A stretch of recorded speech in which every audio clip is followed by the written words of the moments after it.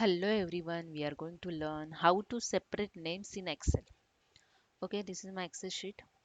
I want to separate this name as a first name and last name. Just select this name column and click on the data tab and click on the data tools. Here you can see text to column. Click on that. Click on the first option, delimited.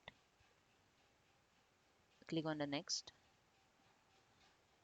I want to remove the comma and space. Okay, you can see here the data preview.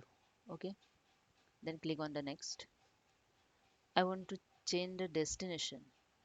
The A3 is already selected, but I want to second column B3. Okay, just click on finish.